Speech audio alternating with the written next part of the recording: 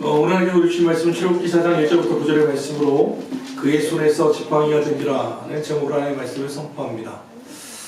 여러분 일기예보 잘 보십니까?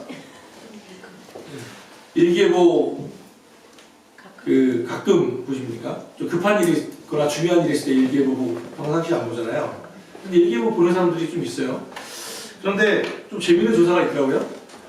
일기예보를 보고 만약 비가 온다고 했을 때 그 다음날 우산을 준비하는 사람이 과연 몇 프로 있을까? 일기예보를 본 거예요. 본 사람들을 대상으로 설문조사를 했는데 비가 온다고 했을 때 우산을 준비하십니까? 라고 물어봤을 때 몇 프로 정도 준비할 것 같아요? 5%? 90%? 오늘 1부 때 사모님이 정확하게 맞췄어요. 40%. 일기예보 때 비가 온다고 하면 비 온다는 소식을 듣고 우산을 준비하는 사람이 40%예요. 60%는 분명히 받고 들었지만 준비를 하지 않아요. 궁금하죠? 왜 일기예보를 보는 걸까? 모르겠어요. 그런데 이게 참 재밌는 거예요. 그러니까 분명히 비가 온다고 하고 자기가 그거 보지만 기상청을 잘 믿지 않아요. 그럼에도 불구하고 일기예보는 또 봐요. 모순이죠. 요즘 사실은 사람들 잘 믿지 않아요. 불신시대예요.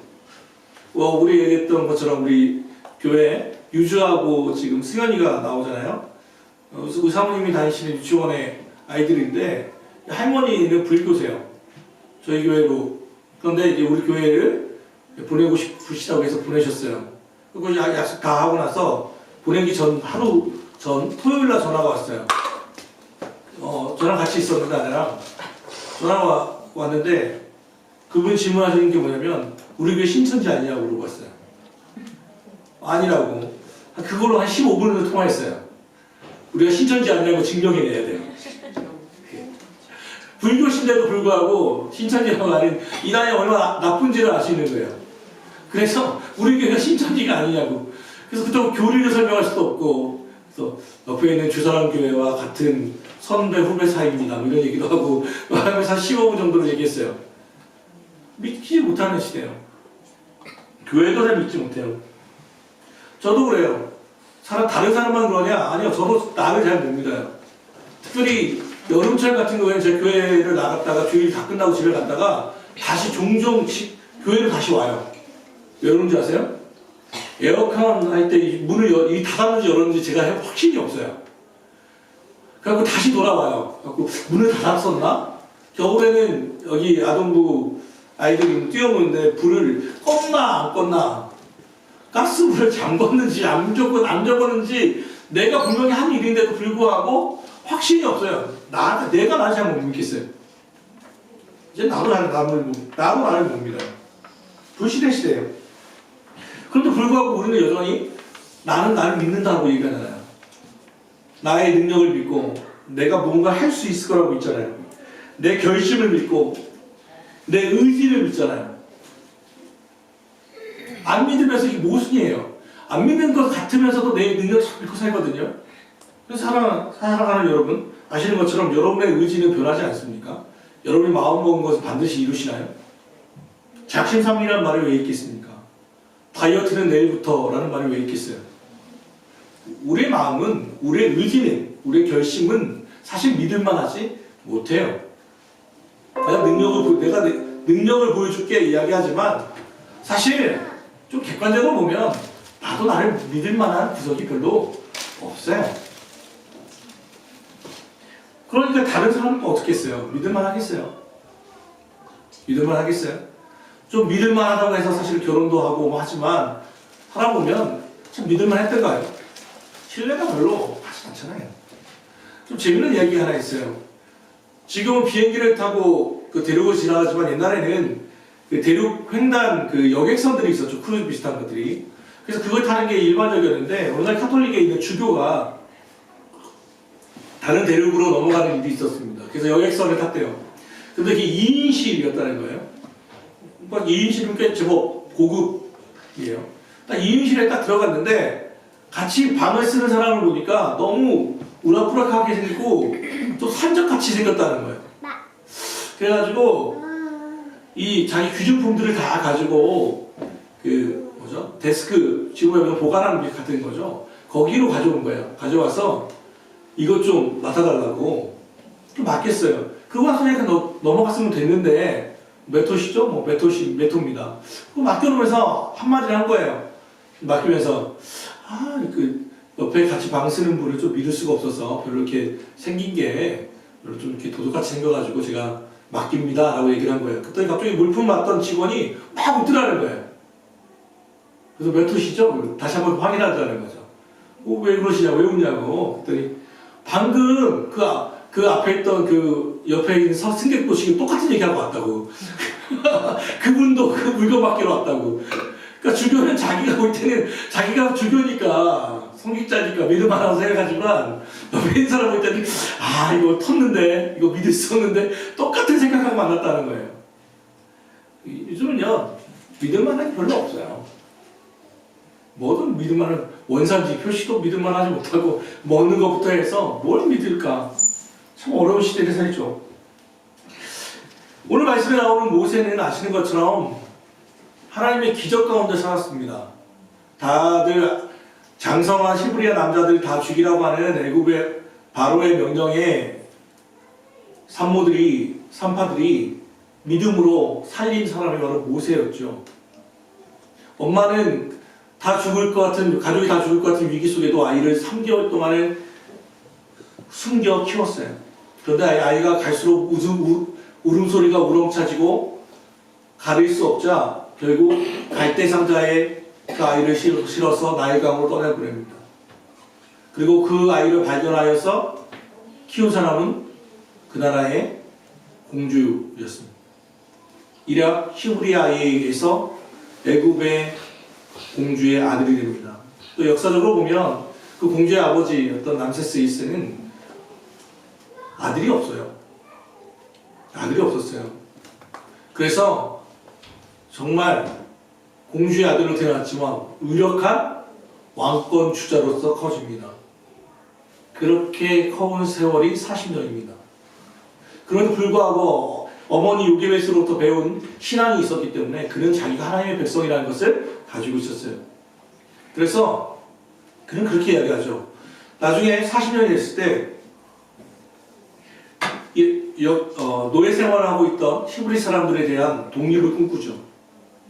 애굽 사람이 어느 날 노예인 히브리 사람들을 막 괴롭히는 것을 보고 혈기에 차서 주먹으로 이 애굽 사람을 쳐 죽입니다. 살인하는 거죠.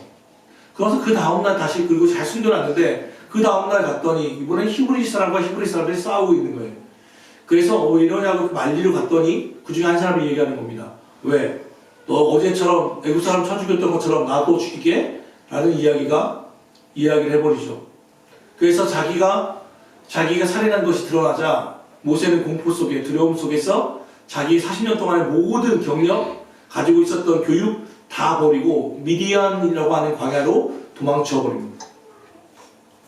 그리고 원치 않는 결혼을 하고 40년 동안 거기서 살아가는 거예요.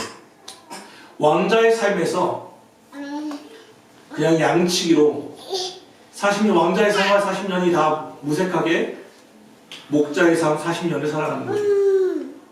그런데 그 40이 되어서 80이 되었을 때 하나님이 모세에게 나타나는 거예요.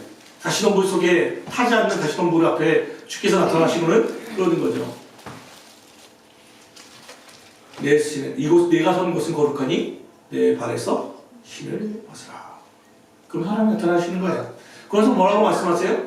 내가 너를 이스라엘의 지도자로 세우니까 애굽에 돌아가서 내 백성을 이끌어내라. 엑소더스 탈출시켜라 라고 명령하시는 거예요. 이 말을 듣자마자 모세가 한 말이 뭔지 알아요? 자, 출애굽기 3장 11절에 보면 모세가 하나님께 아뢰되 내가 누구이기에 바로에게 가며 이스라엘 자손을 애굽에서 인도하여 내릴까? 라고 얘기해요. 내가 누군데 감히 내가 어떻게 바로에게 갑니까? 내가 어떻게 애굽에게 갑니까? 그건 뭐예요? 내가 나를 믿지 못해요. 자기 비하예요. 나라고 하는 존재를 믿을 수가 없어요. 아마 하나님과 거래에서 가장 버티던 사람이 모세일 거예요. 모세는 3장 4장 계속해서 야 너 가라 할 때마다 모세가 하는 말이 뭔지 알아요? 저 내가 누군데 갑니까? 야, 가. 저 말 못해요. 그래? 그러면 말 잘하는 아론 붙여줄게. 아주 보낼 만한 사람을 보내십시오. 오늘 1절이 그거잖아요. 4장 1절. 모세가 대답하여 이르되 그러나 그들이 나를 믿지 않냐며 내 말을 듣지 않냐고 이르기를 여호와께서 내게 나타나지 아니하셨다 하리라. 사람들이 믿지 않을 거라는 거야. 이스라엘 백성이 믿지 않을 거라는 거예요. 왜?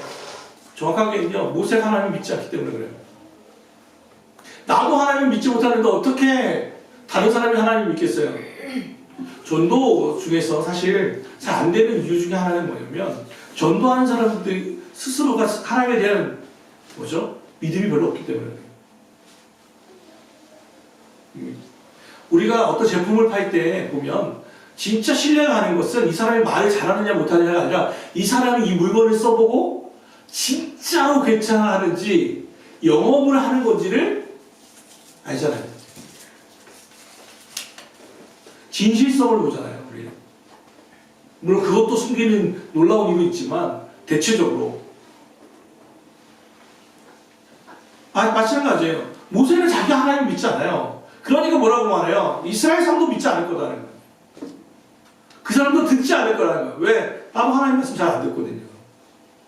그렇게 자기는 믿지 못하죠. 사실 모세의 고민은 이거예요. 믿음이요, 믿음. 믿음이 없어요. 하나님 앞에 뭐 맞닥뜨려 있음에도 불구하고 믿어지지 않는 거예요. 자기 스스로를 믿을 수도 없어요. 그런데 정확하게 보면요, 왜 모세가 믿음이 없는지 아세요? 왜 어렵냐면요, 모세가 실제로는 자기의 40년 과거가 있었기 때문에 그래요. 솔직하게 말하지 못하는 게 있어요. 하나님 앞에서. 저는 애굽으로 못 가요. 왜요? 애굽의 입장에서 나는 누구예요? 배신자예요. 살인자예요. 40년 동안 받았던 왕자의 아들로서 살았던 그것들을 다 버리고 이스라엘 사람을 위해서 살인한 사람이에요. 배신자예요. 애굽에. 그런데 만약 돌아가면 40년 만에 돌아가면 그 당시에 무슨 공소시효가 있는 것도 아니고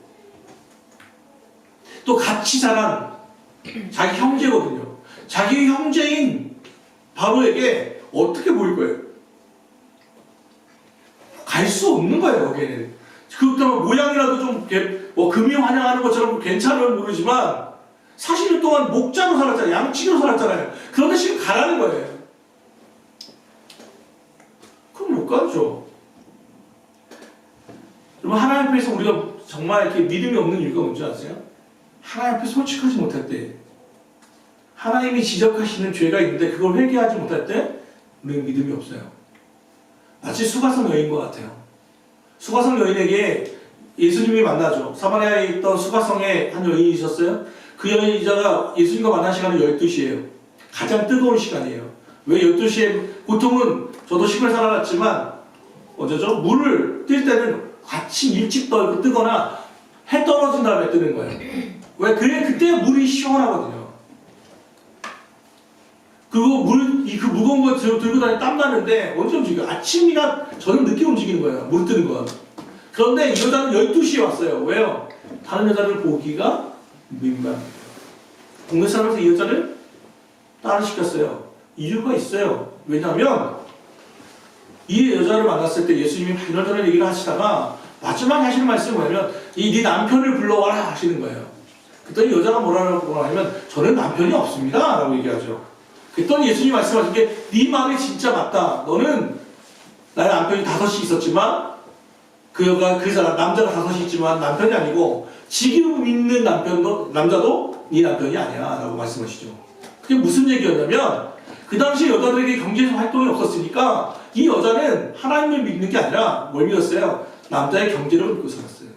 그래서 이놈인 줄 알고 믿었어요. 그런데 해보니까 이게 갈등이 되는 거예요. 옛날하고 다른 거예요. 연애할 때 다른 거예요.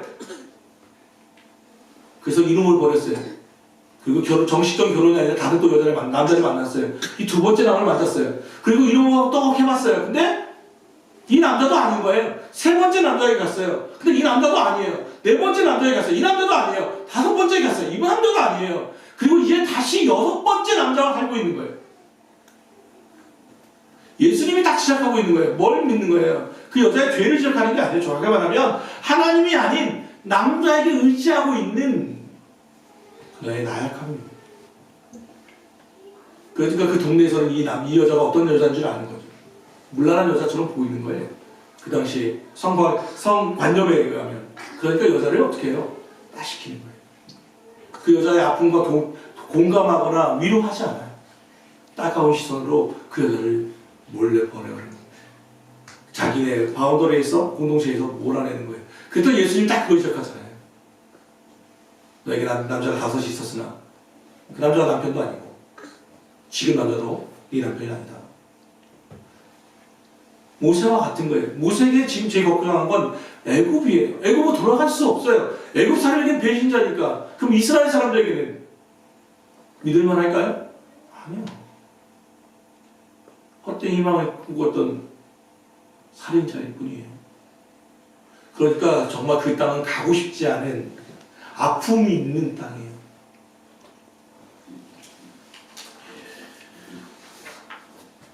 실패의 땅이에요. 과거의 실패가 그대로 있는 땅이에요. 근데 하나님이 그곳으로 가라는 거죠. 네, 사랑하는 여러분, 여러분도 혹시 과거에 실수한 일이 있습니까? 그 실수 때문에 여러분의 인생이 망쳤다고 생각하시나요? 아니면 누군가 과거에 우리에게 죄를 지은 그 사람 때문에 우리 인생이 지금 이 모양 이 꼴이라고 혹시 생각하십니까? 아니요. 그것은 어리석은 일입니다. 분명 그것이 영향을 미친 것은 사실입니다. 그러나 거기에 집착하지 마십시오. 오늘 모세는 그 실패, 40년 전에 했던 그 실패, 그때 한번 사람을 죽였다고 하는, 자기 혈기를 참지 못했다고 하는 그 실패가 역시 40년이 지났을 때도 여전히 거기에 집착하고 있고 그 다음으로 나아가지 못해. 과거에 묶여있으니까 미래로 나갈 수가 없어요. 우리가 왜 송구영신 예배를 드리는 줄 아세요? 송구영신 예배는 하나님께는 2019년, 2020년이랑 똑같아요. 시간이 그냥 연장선상에 있는 거예요. 근데 왜 우리는 매번 12월 31일 꼭 그거와 1월 1일을 잡습니까? 왜냐하면 송구, 과거의 것을 어떻게 해요? 보낸다는 거예요. 잊어버리라는 거예요. 과거의 실수, 과거의 실패, 나에게 죄를 지었던 모든 사람에 대한 용서하고 버리라는 거예요. 과거에 묶여있는 걸 버리라는 거예요. 그래야 뭐로 나가요? 미래로 나가는 거예요. 요셉이 팔렸잖아요, 형제들에게. 팔렸을 때, 팔려가지고 그 요셉이 호구입니까? 사람이 호인입니까? 형제가 나를 팔았는데 과거에 대한 원망이 없겠어요? 미움이 없겠어요? 저주가 없겠어요? 있어요. 당연히 있죠. 그런데 그 과정 속에서 삭혀가면서 용서가 된 거예요. 하나님 그 마음을 만지신 거예요. 그래서 뭐라고 말하면 처음 아이를 낳았을 때 첫째 아이의 이름을 뭐라고 불렀어요? 므낫세라고 불렀어요. 므낫세가 뭐냐면 잊어버림이에요. 첫째의 이름을 잊어버린 므낫세. 그건 뭐예요? 과거에 나에게 실수했던 것들, 나를 팔았던 놈들, 원망을, 죄를 용서하겠다는 거예요. 잊어버리겠다는 거예요. 그 다음에 아이가 태어났어요. 그 아이 둘째 아이 이름은 뭐냐면 에브라임이에요. 에브라임은 참대 번성이에요. 과거를 잊었으니, 이제 과거를 용서하였으니, 과거의 잘못을 다 풀었으니 뭐 하는 거예요? 이제는 주님 나에게 번성을 주십시오. 창대함을 주십시오. 그래서 므낫세 다음에 에브라임이 나온 거예요. 그게 송구영신의 의미이기도 하고 오늘 모세의 모습이기도 해요. 하나님이 나타나서 이곳은 내가 선 곳은 거룩하니 내 발에서 신을 벗으라고 하신 것은 과거의 집착으로부터 벗어나라는 거예요. 이제 새로운 사명의 도래에 있어요. 나아가라는 거예요. 그러면서 하나님의 진노로 나타나는 게 뭔지 아세요? 2절부터 4절까지 한번 읽어보죠. 시작.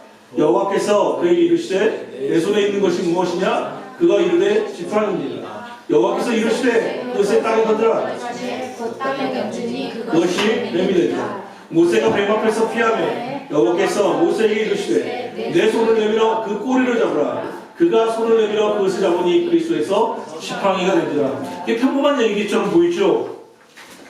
시골에서 저는 어렸을 때 알바는 아니고 지금 생각해보면 정말 무식하며 용감하다고 어렸을 때 지금 내원이나 유비 나이쯤 1, 2학년 때 제가 뭐 했냐면 뱀 잡아서 팔았어요. 시골에 살았을 때 친구들하고 정말 깡초였으니까요. 뱀 한 마리 잡으면 초록 풀뱀이라고 하죠. 풀뱀은 700원이었고 독사는 1200원에 팔았어요. 애들 지금 생각하면 정말 무식했어요. 뱀을 무서워하지 않았어요. 나이가 든 거 이렇게 뱀이 무서운지 모르겠어요. 그때는 정말 무서운 게 없었어요. 뱀을 잡으러 다녔어요. 그냥 손으로 잡는 게 아니고 작대기, 긴 작대기라고 하죠. 큰 작대기에다가 꼬리 약간 Y형이 약간 샘청처럼 Y형이 조그만 게 있어요. Y형 끝이 있는 막대기를 준비해가지고 작대기를 건드려서 친구들 다니면서 툭툭툭툭 펴가지고 뱀이 튀어나오면 딱 하고 누르는 거예요. 어디 누를까요? 머리를 눌러요. 목이나 머리를 눌러요. 그럼 꼼짝 못하는 거예요. 그럼 거기를 뒤로 가서 딱 잡는 거예요. 턱을 여기 턱 딱 잡으면 잡히는 거예요. 그래서 이걸 그대로 파는 거예요. 묶는 거예요. 뱀은요 어디 잡냐면 머리를 잡아야 돼요. 그래서 창세기에도 예수님이 원시복음이라고 해서 예수님이 다시 나타나실 때 사단을 뱀이잖아요. 뱀에게 원하면 여자의 후손이 뱀의 머리를 깬다고 했어요. 머리를 깬다고 했어요. 그러면 뱀에게는 머리가 깨지면 끝인 거예요. 그래서 저는 이 말씀 볼 때마다 이해가 안 되는 거예요. 하나님이 만약 모세에게 야 뱀의 머리를 잡아라 하면 저는 잡아요. 맞아요 그게. 그런데 여러분 보세요. 미디안 광야에 40년 동안 모세가 살았잖아요. 광야에 뱀이 있잖아요. 불뱀들이. 그러니까 이 모세에게 뱀은 익숙한 동물이에요. 자기가 경험했던 거예요. 그런데 지금 어디를 잡으래요? 꼬리를 잡으라는 거예요. 꼬리를 잡아보세요. 어떻게 될 것 같아요? 물리죠 이건. 100% 물리는 거예요. 뱀은 얼마나 연체동물이잖아요. 꼬리 잡으면 그냥 물리는 거예요 이건. 죽겠다는 거예요. 뱀의 꼬리를 절대 잡는 게 아니에요. 뱀의 머리를 잡는 거예요. 그런데 예수님이 하나님이 뭐라고 하냐면 뱀의 머리를 쳐라가 아니라 뱀의 꼬리를 잡으라는 거예요. 이게 무슨 얘기입니까? 이 상식을 깨라는 거예요. 네 경험을 깨라는 거예요. 40년 동안 모세는요 자기 경험대로 살았다니까요. 아니 정확히 말하면 80년 동안 자기 힘 믿고 살았어요. 자기 경험대로 살았다고요. 그런데 하나님 뭐라고 말씀하시는 거예요? 야 네 경험 깨라. 네 상식을 깨라는 거예요. 네 생각을 깨라는 거예요. 하나님 네 생각대로 하지 않는다는 거예요. 그래서 뱀의 꼬리를 잡으라는 거예요. 그리고 그대로 했더니 어떻게 됐다는 거죠? 지팡이가 됐다.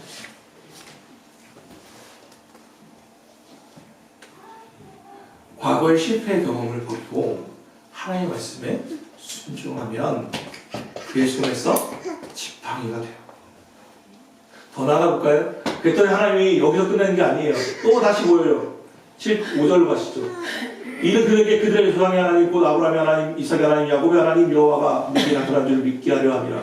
첫 번째 뱀이 지팡이가 된 것을 보여줬어요. 두 번째는 여호와께서 또 그에게 이르시되 내 손을 품에 넣어라 하시매 그의 손을 품에 넣었다가 내어보니 그의 손에 나병이 생겨 눈같이 된지라 희어졌다는 거죠. 그럼 다시 또 품에 넣었다가 뺐더니 그의 손이 본래 살로 들어가더라. 앞서 말한 것처럼 나병은 그 당시에 천벌이었죠. 절대 나올 수 없는 불치병이었어요. 그런데 하나님이 그것을 주기도 하고 낫게도 하더라는 거예요. 질병에 대한 권한이 하나님께 해주라는 거예요. 사람을 살리고 죽이는 생사도 마찬가지고 화와복도 그리고 질병에 치유하시는 하나님과 병을 때로는 허락하시는 분이라는 것을 드러내요. 더 나아가 나의 강에 물을 뿌렸더니 어떻게 돼요? 피로 변하는 거예요. 상태를 변화시키는 분이라는 뜻이에요. 하나님은 우리의 상식을 깨트리며 우리의 질병을 고치시며 우리의 상태를 변화시키는 분이라고 오늘 모세를 통하여 말씀하고 있어요. 우리의 재정 상태도 우리의 관계 상태도 하나님은 바꿀 수 있는 분이에요. 중요한 건 뭐예요? 우리예요. 나예요. 내가 지금 하나님의 말씀을 믿고 있느냐예요. 이 불신의 시대에 다른 것도 안 믿고 나도 나를 안 믿고 아무것도 믿지 않는다. 그러면서 여전히 속내에서는 여전히 나의 젊음을 믿고 내 경험을 믿고 내 상식을 믿고 살아가는 게 불편한 주인 시대잖아요. 오늘 주님은 그것을 깨트리라는 거예요. 때로는 그렇다고 맨날 보면 뱀꼬리 잠을 잡으시면 응급실에 실려가실 일이 많아요. 그 얘기하는 게 아니잖아요. 상식과 이성을 하나님이 무시하라는 뜻이에요? 아니에요. 그것이 어떻게 해요? 하나님의 손에 들리면 그게 새로운 걸로 바뀌는 거예요. 그것만 고집하지 말라는 거예요. 그것만. 여러분 기적을 믿으시나요? 어느 날 자유주의자들, 그러니까 성경을 성경대로 믿지 않는 사람들이 있어요. 왜냐면 홍해 같은 경우에 기적이잖아요. 물이 갈라지는 기적, 홍해. 그런데 예전에 1917년대 우리나라에 자유주의 학파가 드러나서 뭐라고 하냐면 이거는 홍해는 물이 아니다. 바다가 아니다. 붉은 바다, 그러니까 붉은 갈대 밭이다라고 얘기를 했어요. 그리고 그러니까 바다를 건넌 게 아니라 그 위에 있는 바다가를 지난 것이다. 근데 멀리서 보면 그게 바다로 가는 것처럼 보일 거다라고 이야기했어요. 무슨 얘기예요? 기적을 믿지 않고 살아야 돼요. 그러면 여기서 성경에서 기적을 다 빼버리면, 하나님의 능력을 다 빼버리면 성경은 정말 얇아질 수밖에 없어요. 되게 두꺼울 필요가 없어요. 뭘 믿어요? 믿기를 이해하는 거죠. 신앙은 이해하는 거예요. 이해를 바탕으로 하지만 때론 신앙, 믿고 바라는 거예요. 그게 신앙이에요. 믿고 앙망하는 것. 이제 오늘 말씀을 정리합시다. 사랑하는 여러분, 요즘은 나도 나를 잘 못 믿고 남도 나를 믿지 않아요. 여기까지는 좋아요. 그런데 하나님이 여러분을 믿어요.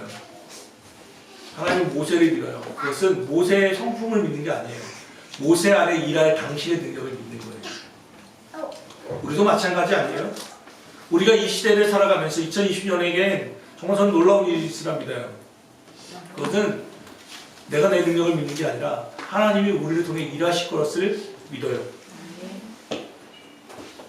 선포하며 나갔으면 좋겠습니다.